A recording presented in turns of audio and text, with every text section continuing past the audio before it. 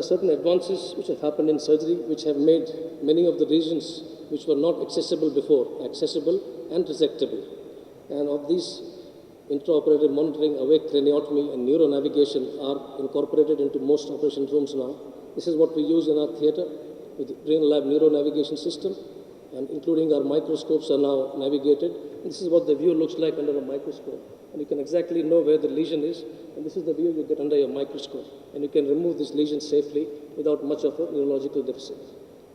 And this is just to show you tractography, and you can use it intraoperatively also to locate where the fiber tracts are and preserve them if possible.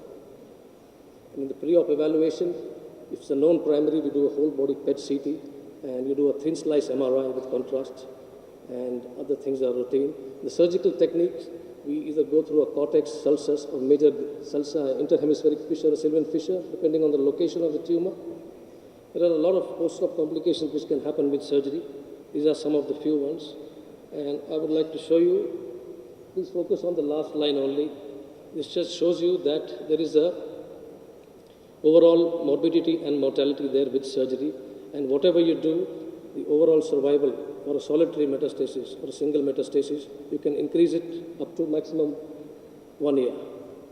This is similarly a review of radiosurgery papers which show that you can improve the survival up to a year.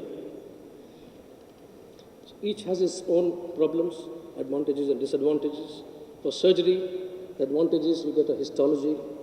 It removes the mass effect very immediately.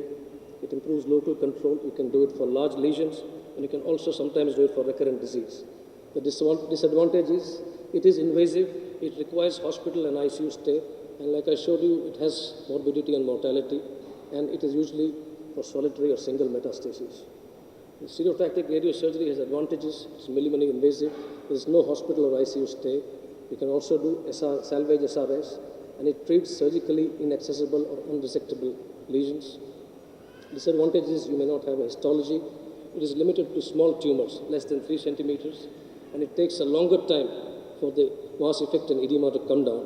And at present, we use it only for up to 2 to 4 metastases. What are the available guidelines and recommendations for brain metastasis? There are lots of them. I will only focus on a few of them which talk about the role of surgery.